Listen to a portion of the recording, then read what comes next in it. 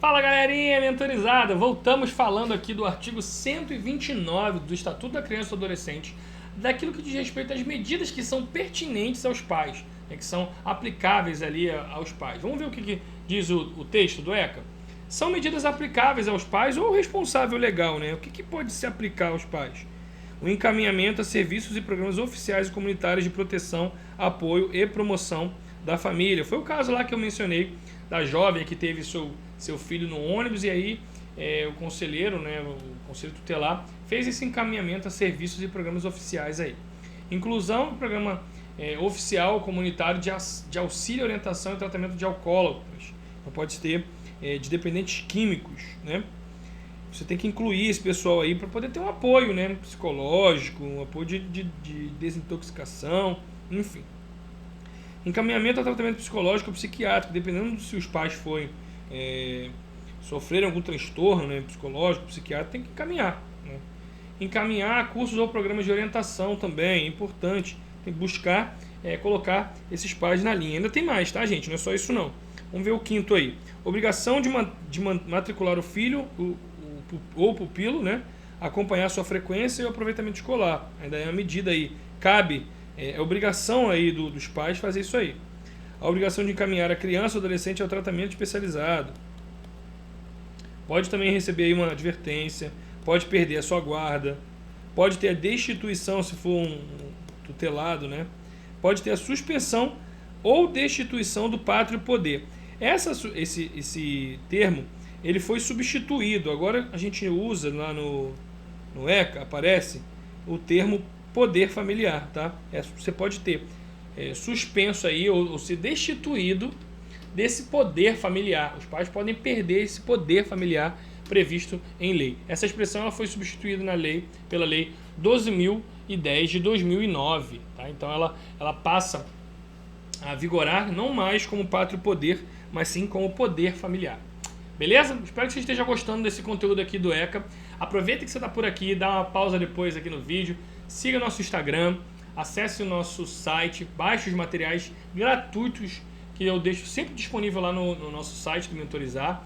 E você que está assistindo esse vídeo aqui pelo canal do YouTube ou ainda não está inscrito, aproveite a oportunidade, se inscreva lá, ative o sininho, comente, force o engajamento, mande para um colega, né, seu, que está assistindo a esse vídeo aqui, que vai servir, que vai ser útil, não só na área da educação, colegas que estão estudando no campo do direito. Aqui a nossa ideia é desembaraçar toda a dificuldade que é entender o ECA.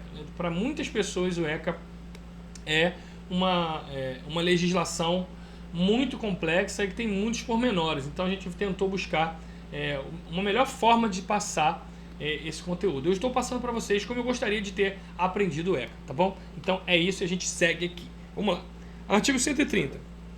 Verificar a hipótese de maus tratos, opressão ou abuso sexual. Gente, verificou, checou lá, por foto, qualquer outra forma. Vamos ver o que acontece? Impostos pelos pais ou responsável, a autoridade judiciária poderá determinar como medida cautelar o afastamento do agressor da moradia comum. Gente, isso aqui dá tanto pano para manga.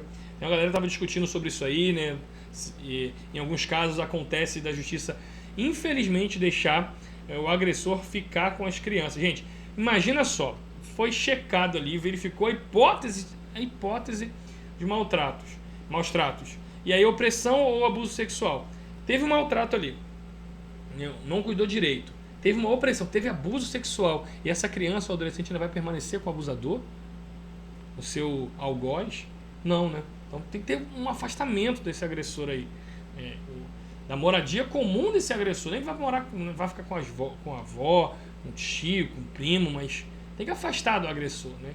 Então o ECA vai prever isso aí. E da medida cautelar constará ainda a fixação provisória de alimentos que se necessitem a criança ou adolescente dependente do agressor. Isso significa o seguinte: como medida cautelar, se a criança for afastada do seu agressor, a autoridade judiciária pode falar assim: ó, você está afastado do aquele seu pai que estava abusando de você, mas ele vai continuar provendo os recursos para que você possa se alimentar. A justiça pode determinar isso, tá? Repassar esse dinheiro para um tutor, né? Seja ele um tio, um primo, sei lá, como a justiça vai determinar. É isso que está falando o parágrafo único aqui. Significa que, afastado aí do agressor, ainda assim, a justiça pode determinar a fixação provisória dos alimentos que vão necessitar a criança ou adolescente. Dependente direto, tá? Significa que o adulto tem responsabilidades, né, com aquela criança. Gente, para mim está acabando, para você está apenas começando, é a hora de você recomeçar a ver tudo de novo, né? A gente vai encerrando esse conteúdo de ECA. A gente fez uma abordagem muito direta, né? A gente tentou facilitar o entendimento de vocês. Como é que o ECA aparece nos concursos? Talvez você deve estar falando assim, poxa, mas será que é sempre que aparece assim? Não, depende do concurso. Mas o que aparece mais? Os direitos fundamentais, artigo 7 ao 69. Os procedimentos na justiça, na infância e juventude aparece também. Medidas socioeducativas, guarda, tutela e adoção, acesso à justiça, ato infracional. Isso em todos os concursos. Agora, eu destaquei para vocês o que aparece mais em concursos ligados ao campo da educação. Então, vamos lá. Artigo 53. Então, artigo 53 ao 59, direitos da educação. Tá? Então, isso é importante ser destacado aí. Conselho tutelar, a parte de conselho tutelar que a gente abordou do artigo 131 ao 140, também é importante. A parte dos maus tratos, que diz aí o artigo 18A e 18B. Os conceitos iniciais do ECA caem muito isso, e a questão da convivência familiar. Tá?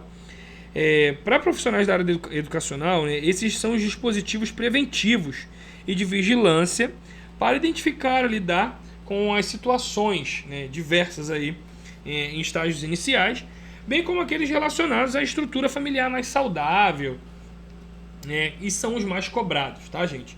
Então, esse é um detalhamento que eu trago para você aí. Aquilo do ECA que é mais importante e que você não pode deixar de estudar. E assim a gente encerra esse conteúdo de Estatuto da Criança e do Adolescente. Você que é meu aluno matriculado da mentoria, que tem acesso às videoaulas, né, que tem acesso aos PDFs, você vai ter agora um simulado aí para que você possa responder e reaplicar, né, rever o conteúdo e, de fato, praticar tudo que a gente conversou aqui. Por quê? Não adianta você estudar todos esses tópicos, perceber o que cai mais e não estar praticando, gente. Se no seu edital tem o ECA, tem o Estatuto da Criança e do Adolescente, você tem que praticar com questões de bancas anteriores, né, questões de bancas atuais, questões que vocês vão construir. E aí eu deixei um simulado para vocês lá, para vocês resolverem as questões relacionadas ao Estatuto da Criança e do Adolescente. Tá bom? Gente, foi um prazer estar com vocês. Um grande abraço. Fico atento esperando o seu feedback. Lembre-se sempre, muito mais do que memorizar, o segredo é mentorizar. E aqui, o caminho da sua aprovação ele vai sendo construído dia a dia, ponto a ponto, a partir de cada plano de meta, cada cronograma. E eu tenho certeza que o seu feedback vai ser assim, poxa, professor, muito obrigado pelas dicas, foi muito útil. E quando eu estava diante daquela questão na hora da prova, eu lembrei do senhor, lembrei de você, foi muito bom, muito obrigado. Tá bom, gente? Um abraço e até a próxima, até o próximo conteúdo. Tchau, tchau, gente.